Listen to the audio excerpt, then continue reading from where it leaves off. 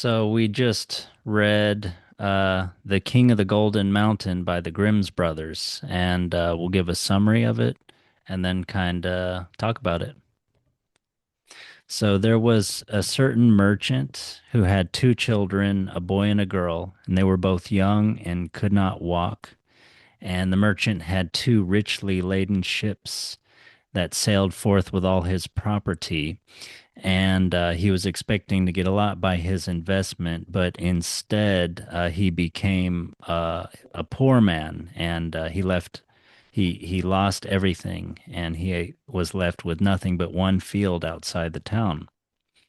So, in order to get rid of his misfortune, he went out to this field, and as he was walking back and forwards in it, a little black mannequin stood suddenly by his side and asked him why he was so sad. And uh, the merchant asked him for some help if he told him.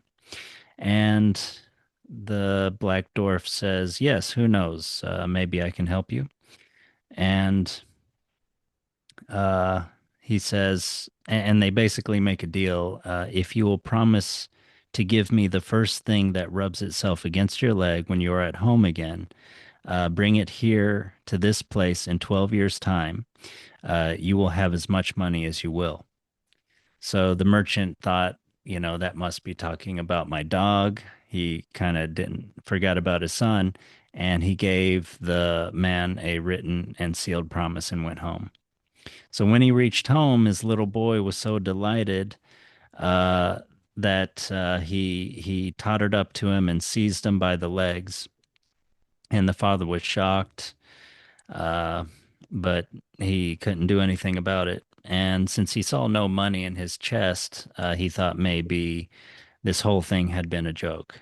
And so, but a month afterwards, he goes up to his attic, and he finds a heap of money lying there, and he's made happy again, and he becomes a greater merchant than before. But as the 12th year approaches, he gets more and more anxious, and the boy can tell that his father feels this way, but father won't share with him what's going on. But finally, he tells him, and the boy says that, um, well, don't be uneasy. All will go well. The black man has no power over me. So the son had himself blessed by the priest, and when the time came, they went together, and the son made a circle and placed himself inside it with his father. Then the dwarf came and said to the old man, "Have you brought with you what you have promised me?" And he was silent, but the son said, "What do you want here?" Then the dwarf said, "I have to speak to your father, not with you." The son replied, "You have betrayed and misled my father. Give back the writing." Uh, and the dwarf says, "No, I will not give up my rights." And they spoke together for a long time, but at last they agreed that the son, since he did not belong to Satan and he was not did not belong to his father, should seat himself in a small boat, and he should lie on the water which was flowing away from them, and the father should push it off with his own foot, and then the son should remain given up to the water. So that happened, and the boat capsized, and the father went away thinking his son was lost forever and mourned him. The boat, however, did not sink, and it quietly floated away, and it went for a long time until it went to an unknown shore. And when he landed, the son saw a beautiful castle, and he went to it. But when he entered, he could tell it was bewitched. Every room was empty except for the last one, where there was a snake coiled in a ring. And the snake was an enchanted maiden who told him, "Oh, my deliverer, have you come? I've been waiting 12 years for you. The kingdom is bewitched, and you must set it free." And he asked how he could do that. And she said, "That night, 12 black men will come covered with chains, who will ask what you are doing here. Keep silent, give them no answer, and let them do what they will with you. They'll torment you, beat you, stab you, let everything pass. At 12 o'clock, they must go away again. On the second and third night, this will also happen, except 12 more will come. And on the third night, there'll be more, and they'll cut off your head. But if you have not spoken at all and endured everything, you will be released, and I will come with the water of life and rub it on you, and you'll come back to life again and be healthy. And then he said, "So yeah, I'll set you free." And everything happened as she had said. And then he endured everything without saying anything. And so they got married. He became king of the Golden Mountain, and they lived very happily together for a while. The queen bore him a fine boy. And when 8 years had passed, the king thought of his father, and he wanted to go see him. The queen, but however, would not let him go away and said, "I know beforehand it will cause my unhappiness." But he suffered her to have no rest until she consented. At their parting, she gave him a wishing ring and said, "Take this ring and put it on your finger, and you will immediately be transported wherever you would be. Only you must promise me not to use it in me in wishing me away from this place and with your father." So that he promised. He put on the ring. He wished himself to the outside the town where his father lived. The sentries would not let him in because of how rich and strange he was dressed. And so he went to a hill where he exchanged clothing, and he put on his old shepherd's coat, and then he entered the town without hindrance. Then he came to his father, but his parents did not recognize him. Uh, and then he said, "Do you know of a way you could recognize me?" And they said, "Well, our son had a raspberry mark under his right arm." And so he showed them that, and then they admitted that he must be their son. Then said the father, and then he told them about his story about being king of the Golden Mountain, and the father would not believe him. Uh, because he's dressed in a shepherd's ragged coat, and the son got angry, and he forgot about his promise, and so he wished his wife and his child to him, and breaking the promise. And the queen, she wept and reproached him for doing that. So then he led her out of town into the field and showed her the stream where the little boat had been pushed off. And then he said, "I am tired. Sit down, and I will sleep while I am on your lap." And while he was asleep, she left and took the ring with her and wished herself back to the kingdom. So when he awoke, um, his wife and child were gone, of course, and the slipper that she was wearing was still there as a token. And home to your parents you cannot return, thought he. They would say that you are a wizard. So you must be off and walk until you arrive in your own kingdom. So he went away and came at length to a hill by which three giants were standing, disputing with each other because they did not know how to divide their father's property. When they saw him passing by, they called to him and said little men had quick wits, and that he was to divide their inheritance for them. The inheritance, however, consisted of a sword, which, if you took it in your hands and said, "All heads off but mine," every head would lie on the ground. And secondly, there was a cloak, which made anyone who put it on invisible. And third, there was a pair of boots, which could transport the wearer to any place he wished in a moment.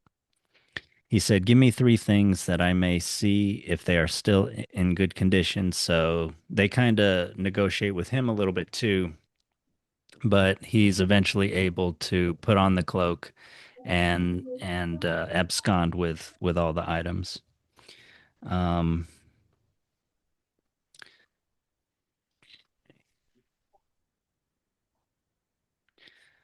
so he got uh the boots to what were the boots for?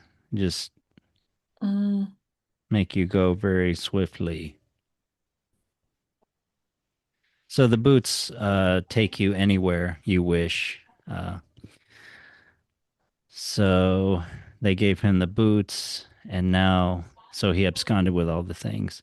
Um, and when he was near his palace, he heard shouts of joy, and it turns out his wife is getting remarried, and he fell into a rage and felt betrayed. So he put on his cloak and went into the palace. When he entered the dining hall, a great table was spread with delicious food, and the guests were eating and drinking and laughing and jesting.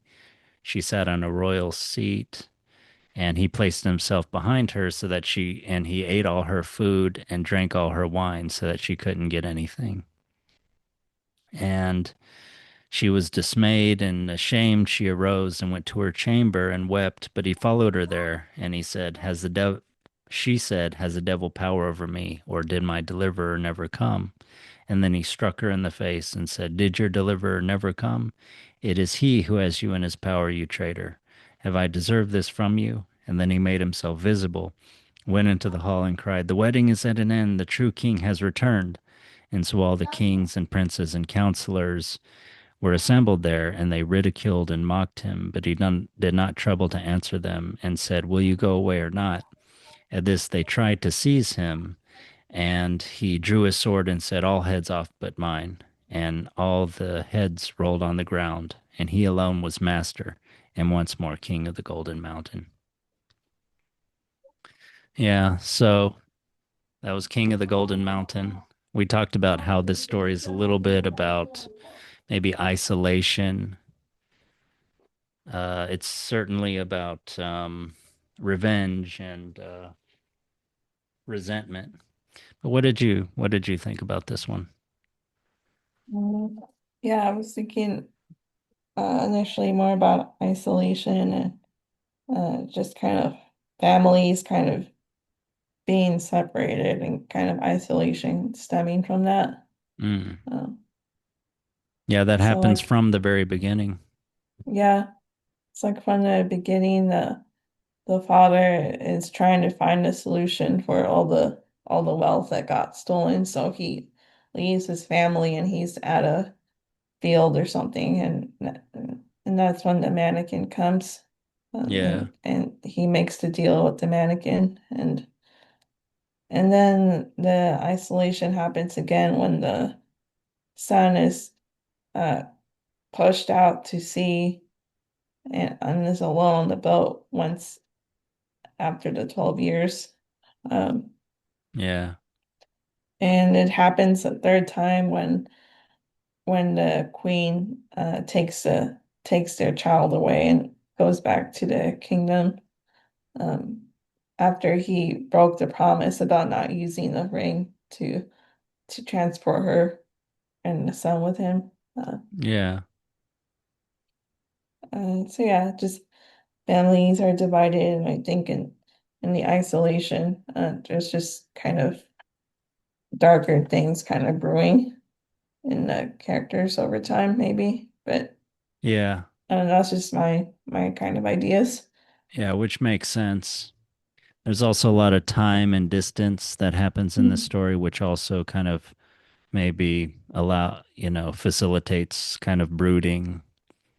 Mm-hmm. And certainly the passions do come out later on, like with the when the king of the Golden Mountain, after he has become king, and seemingly it's almost the end of the story, or it's the end of it could be the end of a story where he has suffered in silence, and then he became king, and he has a good marriage. He's 8 years passes, uh but then he yearns again to see his parents, his father specifically, the story mentions, and he goes back a lot this long distance, which seemingly is kind of a magical distance, right? Because he goes over this river by himself, and when he comes back, he's dressed really strangely, as if he's been in some kind of magical land or some, something that's very, very foreign to the centuries of the city of his father's house. But anyway, yeah, my point is there's lots of distances traveled in time and space, and that can kind of facilitate, yeah, emotions building up, or there seems to be something of the logic to of that in this story. Yeah. And like it needs them to make decisions to where they don't understand the consequences and but they end up having to sacrifice their family in some kind of way. Yeah, Since right. they seem overtaken by passions, like you said, and they don't consider uh, that the things they're agreeing to could come at a heavy price for their Yeah, families. right. Exactly. That happens the first time and later on with the merchant. And it may Hmm. be befitting that the story starts off with a merchant who is a person who invests and risks a huge amount in loading up a ship with goods and having it sent off and not knowing if you'll ever get anything back from that. That may be the kind of the theme of this is like the anxiety of sending a whole shipload of stuff off the because of the risk that you're taking and the uncertainty involved in the enterprise. Hmm. And yeah, later the son he does ascend from where the father was because he's a king of the golden mountain. So in a way he's like the king of the gold, king of all the money in some way. And so but he later on, yeah, he doesn't know what he's risking even with a single ring, right? Kind of he has a negotiation with his wife. His wife tells him the terms. So this story very much is about kind of business, like Hmm. because the remember the father had negotiated with the dwarf, and then the son takes over and he negotiates for a long time with the dwarf. And then later on the wife tells him that gives him a ring, but she tells him the terms of that contract, so to speak, which Hmm. it also resembles like a marriage in that he has a ring, but it's interesting that he cannot take her. The one stipulation in the contract is that he cannot wish her back to his father's house. So that again emphasizes the idea that the golden mountain is this otherworldly place. You cannot the the crossing between his world with his father and the golden mountain is very limited. The Hmm. princess is not supposed to cross over. Only he can go back when and only after a long time, Hmm. and then they don't recognize him. Yeah. And it kind of like it's also kind of saying that his family can never really be complete or united, really, Yeah, because they don't because recognize him. they don't recognize him, and then his wife doesn't want to be kind of brought to the family either. Right. Yeah. So he's kind of just divided uh, all the time in some way. Yeah. And is that division, that lack of wholeness, maybe something to do with the subjects of the story being money and power, right? Like his father wanted money and the son wants power. And Hmm. both of them get it, but at what cost? Obviously, as you're talking about cost of their family, cost of harmony.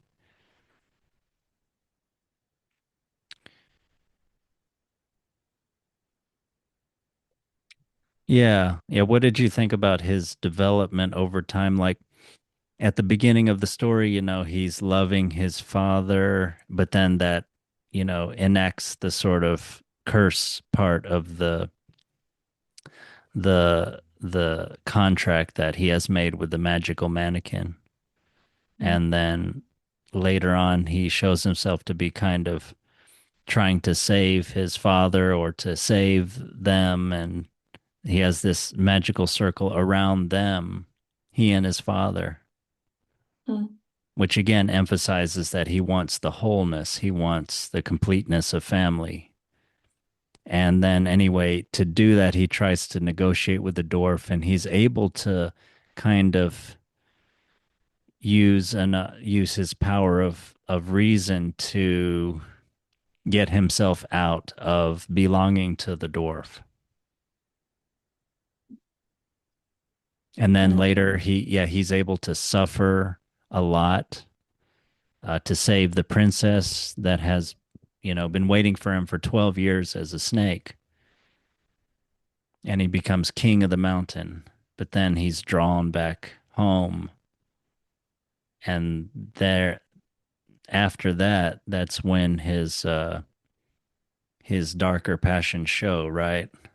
Like he's angry that his father won't acknowledge him as a king, and then that leads him to break his promise, or ruin his kind of agreement with his wife, and that leads to their marriage being broken, and she leaves with his son. mm. Yeah, what did you think about his development there? Yeah, I thought it was just, yeah, he's kind of going from a heroic and kind of self-sacrificing child, but then because of his dad's decisions, he kind of becomes like his dad again, but a worse version, probably even. And that he just rolls everyone's heads at the end of the story. Uh, and and he's like completely alone. Well, it says he's alone on that mountain, but we don't know about the ending exactly. Yeah. But, Well, I think the wife but is still there, but his yeah, marriage is kind of ruined, right? He's hit her. yeah, He's furious at her for betraying him. yeah. He is still, she may be alive, but he's still alone. Mhm. Yeah, so he just becomes a very kind of bitter, angry kind of person. Yeah. And like I said, I feel like he's just repeating his father's mistakes, but on a grander scale, even. Yeah. Yeah, I think so too. Yeah, it seemed like his ascendancy and literal ascendancy too in the story to the Golden Mountain. He was ascendant in that story until then, but then he wanted to go back, and then he could not resist, bragging, or it was his ego. He could go back home, he could be, he could have the trappings of humility by dressing in his old shepherd's clothes. But when his parents do not believe him that he has become the king of the Golden Mountain, like he has to prove it to them, you know? Hmm. And that's, and then yeah, it's like this thing is about negotiation, is about promises, which is what negotiations are about. And once he messes up on that, everything goes bad. Hmm. You know, he tries to take his wife back. He does take his wife back to the place where he first departed from his father, that boat on the shores of the great river. And then, yeah, he falls asleep, and then she leaves him.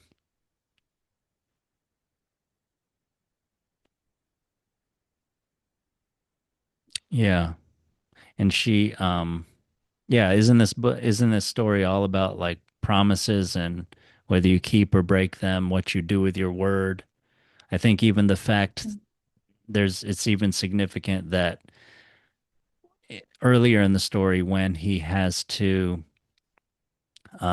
save the princess who is in snake form in the empty enchanted castle, by the way, it's empty, but then once he breaks the enchantment, it fills up with people, presumably as it was before the enchantment of not only her, but of the whole castle. But anyway, to break her snake enchantment, and snakes, symbolize, among other things, transformation, right? And, you know, um, something about hidden and revealed things, but, um, and power, obviously.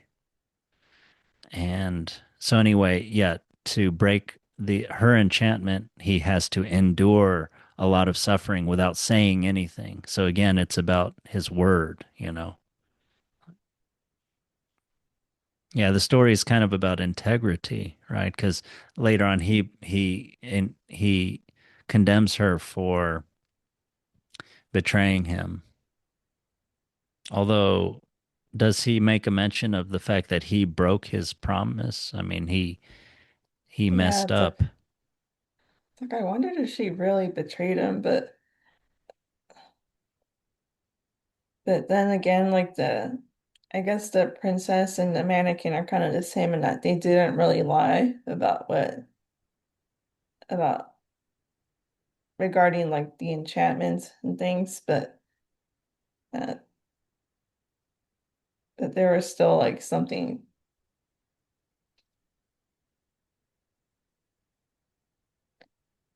I don't know how to explain it, but they didn't really lie, but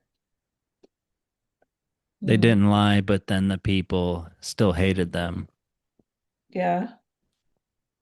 So I don't know if they were still tricksters really, but I think it was kind of a bad sign when the princess was in the form of a snake originally. It was kind of foreshadowing things. Hmm. Uh, but Foreshadowing what? Just tragedy? tragedy or that maybe things with her wouldn't go well in the end. Yeah. I mean, she has this presentiment that things are going to go badly with him when he asks to go back. I think that's the Mm, problem. Yeah, I know, but the queen, however, would not let him go away and said, I know beforehand that it will cause my unhappiness. But he suffered her to have no rest until she consented. This was a character trait. This persistence in asking was a character trait that he showed earlier with his father, mm, where he asked his father repeatedly to tell him about the deal with the mannequin. mm.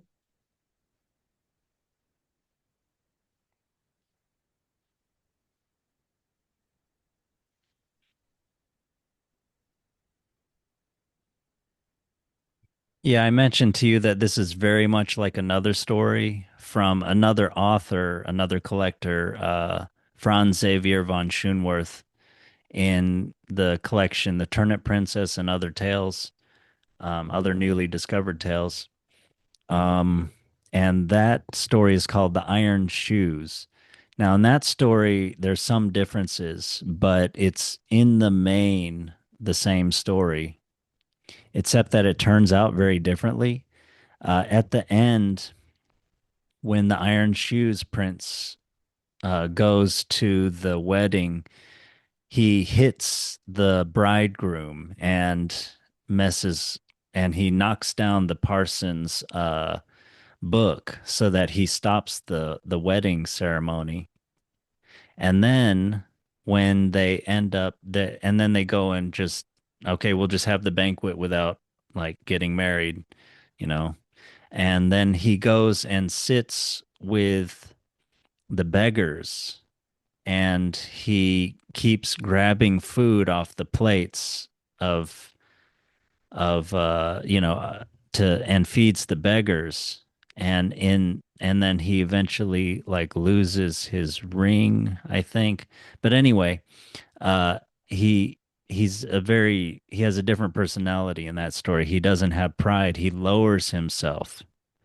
But in that story, he's not king of the Golden Mountain. He's just the king of that like hidden castle, Mhm. in that other sort of realm too, just like the Golden Mountain. But Yeah, he's not so ambitious in that one. And in that story, he is the son of a gardener, not the son of a merchant. Yeah, but there's so many other similarities in that. Also in the Iron Shoe story, the title comes from the fact that when his wife leaves him, she leaves a pair of iron shoes and she says, even if you walked in these 1,000 miles or until they're worn down or something, you will never find me. But, you can view that as like a challenge. If you walk, so many miles or whatever, maybe you'll have paid your penance. That's kind of what I thought of it as. But in this story, yeah, he doesn't quite have that kind of penance either. So it's like he doesn't have the redemption. Yeah, he becomes the bad version of himself in the story we're reading, the King of the Golden Mountain. And in the Mm. Iron Shoes, he is redeemed by maybe, his his trial, his 1,000 miles that he walks in the iron shoes.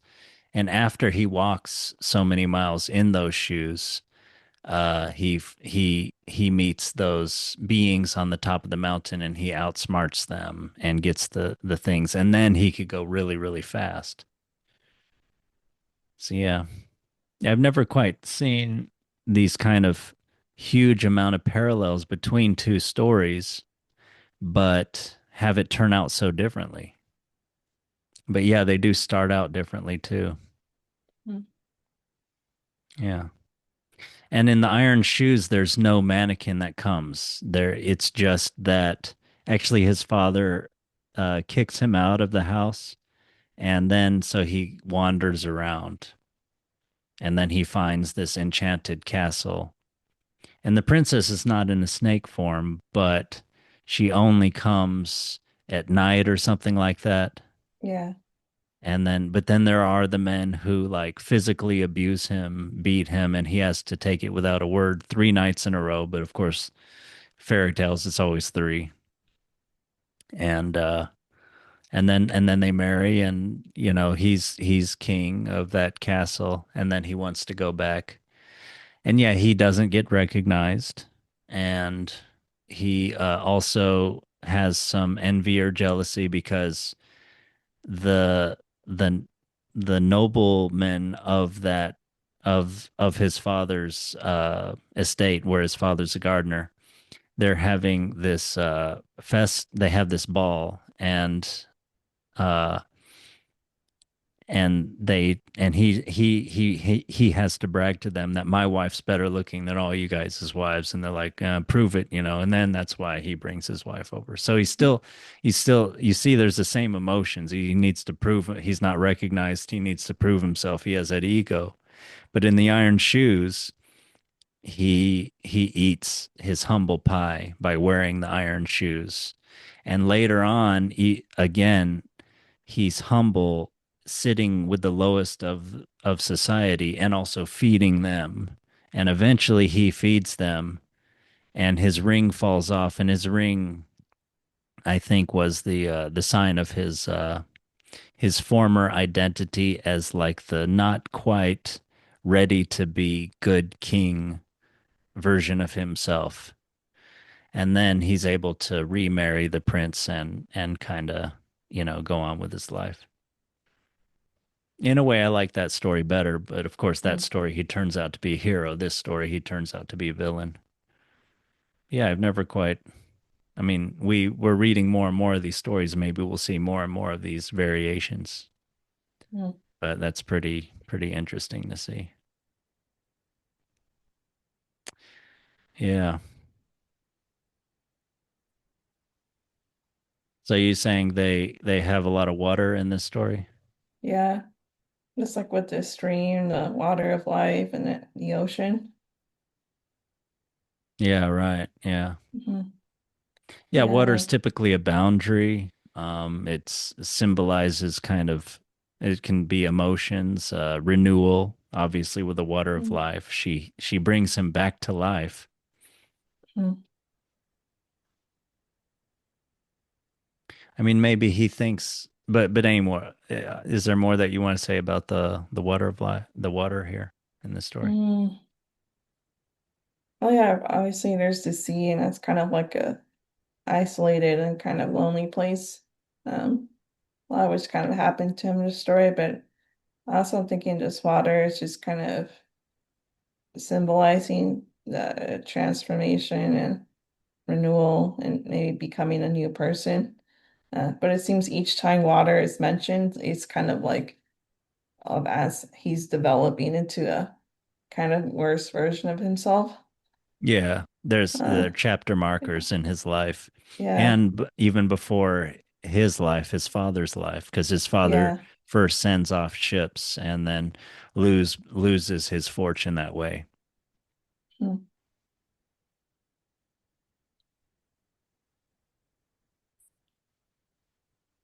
But yeah, we usually don't read stories. There are other stories with villains or people who end up villainous at the end, but we usually don't read those, and there aren't that many of them. They usually end up with some kind of good and happy ending.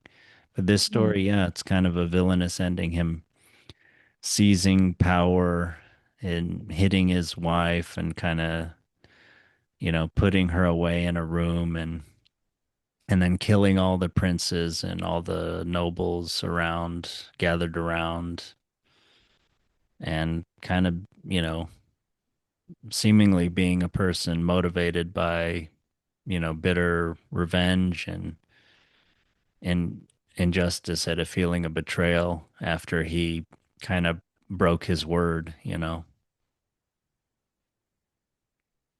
Maybe that's at the core of the story is like both his father and he pay a price for going against the natural order. I mean, his father is, trying to become rich and raise himself way above his station. I mean, maybe in these folk tales you're not supposed to do that or something. You're supposed to be Hmm. humble. But and then yeah, the son also causes a lot of destruction by becoming king of the mountain and trying to stay there. But still, I feel like we haven't explored some things about his transformation. He wouldn't have been bad off if he hadn't have gone back home and then been unrecognized by his father. That Hmm. seems key here. His father doesn't believe him, but does he have reason to not believe him? They don't believe him based on the way he looks, you know, Hmm. not on the way anything about him. Is there anything in the story earlier that he indicates he shouldn't be believed? Wasn't he a good boy Hmm. before he left for home? Yeah, yeah. Wasn't he bravely facing up to his father's um having kind of condemned him to some kind of slavery with a magical dwarf? I mean,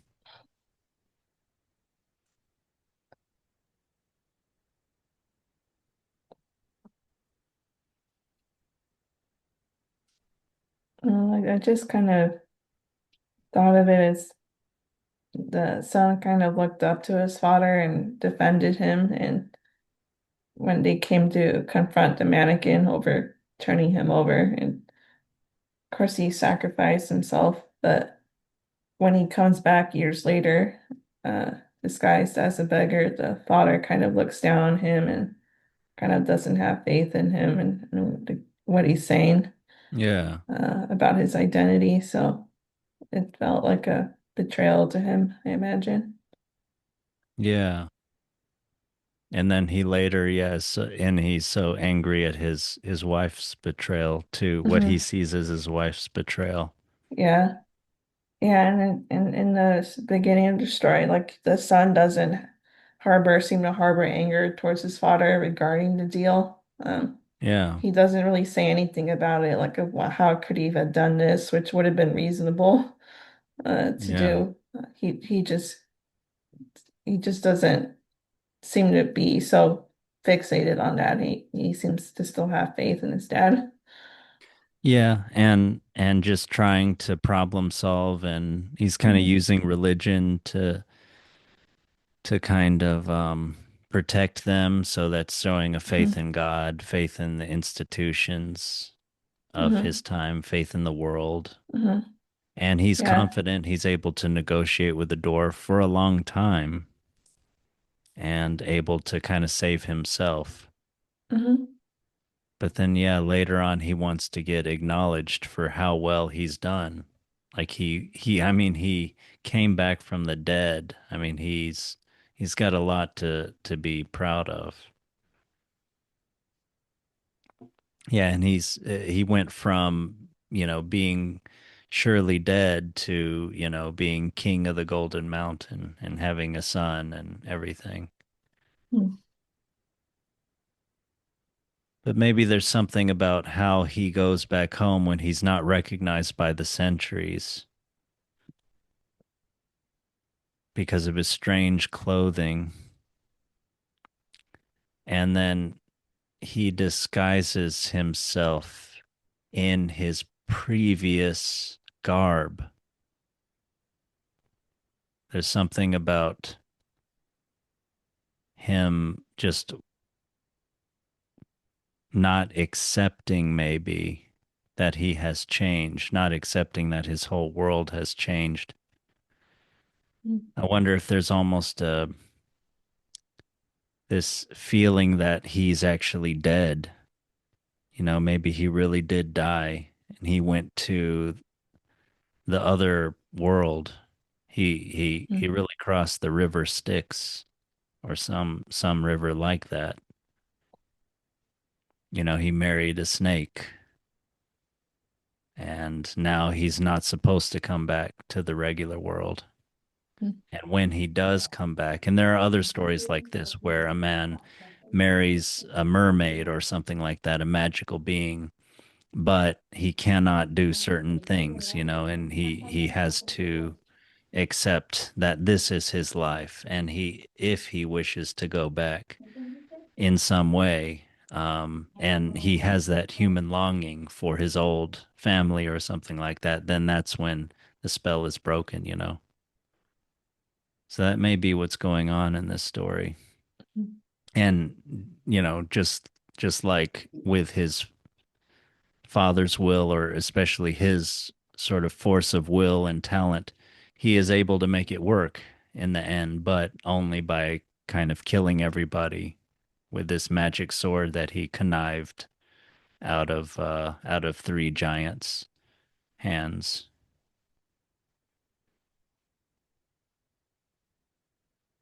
Maybe that's why he becomes a villain. He's kind of, yeah, he's all about violating the order of things. Hmm. That seems to be something about how the soul of this story, and the the contrast of that story with, I mean, this story with von Schoenworth's The Iron Shoes. Yeah, that other one seems to take a more, uh, he has more of a religious kind of feel where he does a long penance and he lowers himself and he gives alms, and he kind of, yeah, regains what he lost. Whereas in this story, he literally regains. It's almost like a sneering title, the King of the Golden Mountain. I don't know if there's an emptiness to it, but there's a sadness to it, and yeah, he's literally the King of the Golden Mountain, but he's the king of nothing anymore. Hmm. And so and then he reproduces the conditions that he encountered and from which he saved the princess, right? Because Hmm. she is now sort of put away in a chamber with a husband that kind of hates her and feels like she betrayed him, full of bitterness, anger, now a murderer. And he has just the the palace was rejoicing at a new king ascending, and other people gathered there, and he kills them all. So now it's kind of like the princess is trapped again, and there are no people anymore in the castle. So he's reproduced the conditions he found her in when he first Mm. came there. So yeah, interesting story. But I feel like there's more depths, but yeah, maybe we'll kind of plumb those a little bit later. Mm. Okay, well, sounds good. Thank you for reading the story with me. Okay.